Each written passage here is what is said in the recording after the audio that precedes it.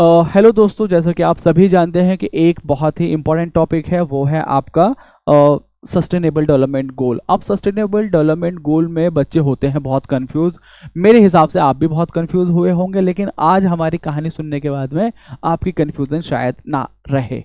मैं ऐसा सोचता हूँ, बाकी अगर रहे तो फिर भी उसे दूर किया जाएगा। देखिए, पहला है, सबसे पहले आप अपने इलाके में, अपने एरिया में, अपने क्षेत्र में देखिए, बहुत आपको गरीब आदमी सब जगह दिखेंगे।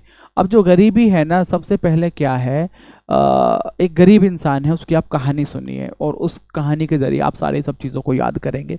एक गरीब इंसान है, बहुत परेशान है, तो उसकी सबसे पहले इच्छा क्या होगी कि भाई मेरी किसी भी तरह से मेरी गरीबी दूर हो जाए। तो पहला जो है, उस गरीब की गरीबी को दूर करना है। लेकिन गरीब की गरीबी रातों रात तो दूर होगी नहीं, उसमें लगेगा टाइम। अब इस दौरान क्या होगा, गरीब की गरीबी को दूर करने के दौरान क्या होगा, अब उसको लगेगा कि भाई उसके जो बच्चे हैं भूख से मर रहे हैं, परेशान हैं, उनका क्या किया जाए। तो उसे याद आएगा कि सरकार ने एक प्रोग्राम लॉन्च किया है जिसके तहत गरीब जो बच्चे हैं या नवजात शिशु हैं, प्रेग्नेंट लेडी, उनको खाना प्रोवाइड किया जाता है आशा जो प्रोग्राम है आंगनवाड़ी उसके द्वारा। तो यानी कि अब उसकी गरीब की गरीबी तो दूर अभी होगी नहीं, लेकिन हाँ उसे खाना मिल गया, अच्छा खाना। उससे क्या है, उसकी भूखमरी दूर हो जाएगी। भूखमरी आप टेम्पररी दूर कर सकते हैं। तो भूखमरी के लिए आपने क्या किया, आपने आंगनवाड़ी के द्वारा खाना प्रोवाइड करा दिया। अब जब मुझे, मेरी बीवी को, बच्चे को जब खाना टाइम पे सही से मिलने लगा, तो क्या है, हमारी हेल्थ ठीक हो जाएगी। तो तीसरा आ जाएगा आपका, पहला हो जाएगा इरेडिकेट पॉवर्टी, दूसरा जीरो हंगर, तीसरा हो जाएगा गुड हेल्थ एंड वेलबींग। क्योंकि अब बच्चे की, माँ के जच्चा बच्चा की भी देख रेख हो रही है, तो अब उनको क्या है, गुड हेल्थ एंड वेलबींग हो जाएगा। अब वो आदमी सोचेगा, यार मैं गरीब क्यों रहा, देखो एक तो मेरे पास संसाधनों की कमी थी, दूसरा संसाधनों के साथ साथ मैंने पढ़ा भी नहीं। अब अगर मैंने नहीं पढ़ा, लेकिन मैं अपनी औलाद को तो पढ़ा सकता हूँ। अब मेरे पास तो भाई बड़ी दिक्कत है। अब मुझे एक चीज़ और याद आई कि अगर मैं अपनी औलाद को स्कूल में भेजूंगा तो वहाँ डबल खाना, वहाँ फिर से खाना मिल रहा है मिड डे मील स्कीम के तहत। अब उसे वहाँ स्कूल भी मिलेगा, उसे वहाँ एजुकेशन भी मिलेगी। तो तीसरा है, चौथा गोल है क्वालिटी एजुकेशन। चौथा गोल क्या है, क्वालिटी एजुकेशन। अब जो अपने बच्चे का एडमिशन कराने स्कूल में गया, स्कूल में जब उसने छोड़ दिया, उसे लगा, उसे बच्चे की याद आई कि यार मैं पहली बार ऐसे छोड़ के जा रहा हूँ। उसने सोचा मैं क्लास में देखता हूँ कहीं ज़्यादा तो नहीं रो रहा है। उसने पीछे खिड़की से झांक कर देखा तो क्लास में बच्चा बैठा हुआ है और साथ में उसकी बेटी के साथ कुछ और लड़के भी हैं और इसी तरह से कुछ और भी बेटियां बैठी हुई हैं। वो बड़ा खुश, उसने कहा यार मैं तो सोचता था कि सब कुछ अलग अलग होगा, लेकिन यहाँ तो लड़का लड़की बराबर है, सभी के सभी एक ही जैसी टेबल पे बैठे हुए हैं। वो बड़ा खुश हुआ। तो यहाँ से आ जाता है जेंडर इक्वालिटी का कॉन्सेप्ट, जेंडर इक्वालिटी। अब वो, उसको दिल इत्मीनान हुआ, उसके दिल को तसल्ली हुई और वो वापस चला। वापस जाते वक्त उसने देखा साइड में पानी की एक टंकी रखी हुई थी। उसने कहा चलो पानी पी लेता हूँ। पानी देखा, वो बड़ा खुश, ऐसा एरिया, बिल्कुल साफ पानी और ठंडा पानी पी के, और उस पर जो ना कंट्रोल नहीं हुआ, उसने काफ़ी पानी पी लिया, बड़ा सुखी होकर बैठा वहाँ पर। अब थोड़ी देर में जब पानी ज़्यादा पी लिया, बैठा है, तो उसको आया यूरिन के लिए, वो गया आपका पेशाब करने। तो उसने देखा भाई पहले पानी एकदम क्लीन ठंडा, यानी कि उसे क्लीन वाटर, और जहाँ वॉशरूम गया वहाँ देखा बिल्कुल साफ सुथरा उसका वॉशरूम है, टॉयलेट। तो बड़ा खुश, तो यानी कि क्लीन वाटर एंड सैनिटेशन। अब उसने सोचा कि यार यहाँ इतनी दूर स्कूल है गांव में, यहाँ ठंडा पानी आ कहाँ से रहा है ऐसा। अब क्या बहुत गहरा नल खुदा हुआ है, क्या है। वो देखा, उसने बाहर निकल के ऐसे ऐसे देखा, उसे कुछ कुछ छतरी टाइप से दिखी। उसने सोचा पता नहीं क्या है, छतरी। छतरी थी बेसिकली सोलर पैनल। उसने देखा कि भाई सोलर पैनल मतलब ये चीज है जो ठंडा पानी मुझे प्रोवाइड करा रही है, यानी कि अफोर्डेबल एंड क्लीन एनर्जी। जब आपका पैनल लग गया, पैनल क्या है, एक बार आपकी कॉस्ट आई, लेकिन फिर आपकी अफोर्डेबल बिजली प्रोवाइड कराती है, और साथ ही साथ सरकार आपको सब्सिडी भी देती है और सूर्य मित्राज भी प्रोवाइड कराती है, ताकि अगर आपके पैनल में कोई दिक्कत है तो आप उनसे ठीक करा सकें। ये हो गया, बड़ा खुश। अब वो सोच रहा है कि यार अगर मेरी बेटी ऐसे पढ़ जाएगी, बड़ा अच्छा होगा, तो उसको कुछ काम भी मिलेगा।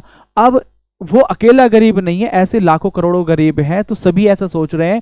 अब इससे क्या होगा, आपका जो है, जब सब पढ़े लिख गए, कुछ उनको एक अच्छा काम करने का मौका मिलेगा। जब अच्छा काम करेंगे तो देश भी तरक्की करेगा, यानी कि इकोनॉमिक ग्रोथ होगी, decent work and economic growth होगी।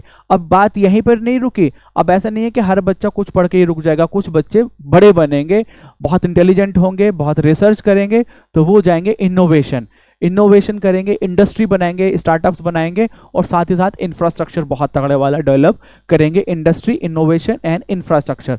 जब ये चीजें हो गई, अब आप देखें आपके पास पहले तो आप पढ़ाई हो गई, फिर आपको क्लीन अफोर्डेबल एनर्जी मिल गई, काम मिल गया, फिर आपने रिसर्च भी कर लिया, इनोवेशन, इंफ्रास्ट्रक्चर हो गया, तो कहीं ना कहीं आप देखोगे जो इनइक्वालिटीज है, पहले मैं बिल्कुल शुद्ध गरीब था, लेकिन आज मेरे पास डिग्री है, काम है, चीजें हैं, आज मेरा लेवल बड़ा हो गया है, तो अब मेरी जो इनइक्वालिटीज थी वो कम हो गई है, ना कि सिर्फ मेरे जैसे लाखों करोड़ों बच्चों की इनइक्वालिटीज कम हो गई है। तो आपका 10वां क्या हो गया, आपका रिड्यूस इनइक्वालिटी।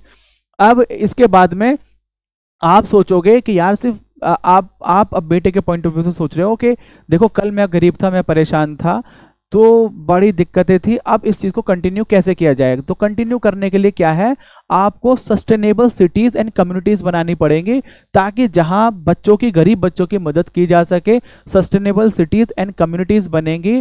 और इसको साथ ही साथ आपको 12 से जोड़ा जाएगा, जो कहेगा कि भाई आप भी रिस्पॉन्सिबल कंजप्शन कीजिए और रिस्पॉन्सिबल प्रोडक्शन कीजिए।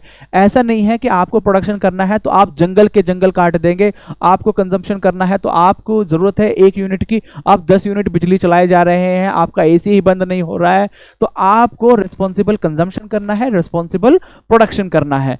जब इतनी सब चीजें हो रही हैं तो आपका क्या होगा, 11 और 12 हो जाएगा। लेकिन अगर मान लीजिए आपने रिस्पॉन्सिबल कंजप्शन नहीं किया, आप अपनी मर्जी चलाने लगे, मनमर्जी से चलेंगे, आप अपनी मनमर्जी एक लिमिट पीरियड तक चला सकते हैं, उसके बाद नेचर अपना बदला लेके, जैसा भी आपने हाल फिलहाल उत्तराखंड और हिमाचल में देखा होगा किस तरह से तबाही आई है, और उसका लैंडस्लाइड और क्लाउड बस्ट इतने ज्यादा होना, उसका एक इफेक्ट भी है जो इन्वायरमेंटल डिग्रेडेशन हो रहा है।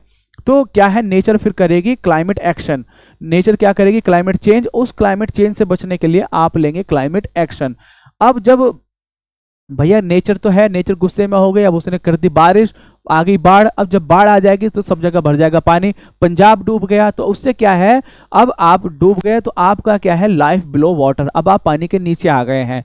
अब ऐसा तो है नहीं कि हमेशा पानी आपका रहेगा ही, पानी सूखेगा, जमीन ऊपर आएगी, तो पहले लाइफ बिलो वाटर होगी, फिर आपकी हो जाएगी लाइफ ऑन लैंड, यानी कि अब आपकी जमीन रिन्यू हो गई, अब आप दोबारा से उस पर काम स्टार्ट करेंगे।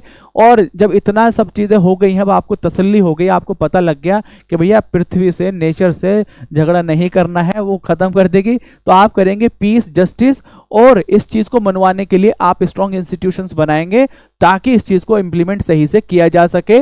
और फिर लास्ट में ये कहेंगे कि भैया मेरे अकेले के तो बस किया है नहीं, अगर पंजाब चाहे तो क्या वो अकेला कर सकता है, हिमाचल चाहे तो क्या वो अकेला कर सकता है, या फिर अगर इंडिया ही अकेले चाहे तो क्या वो कर सकती है, नहीं, हमारे पूरे ग्रुप को, पूरे स्टेट्स को, पूरी कंट्री को, पूरी दुनिया को हमें साथ में आना पड़ेगा। इसलिए हमें पार्टनरशिप की बहुत जरूरत है, partnership to achieve the goal number 17। तो उम्मीद करता हूं कि आप लोगों को ये कुछ याद रहेगा।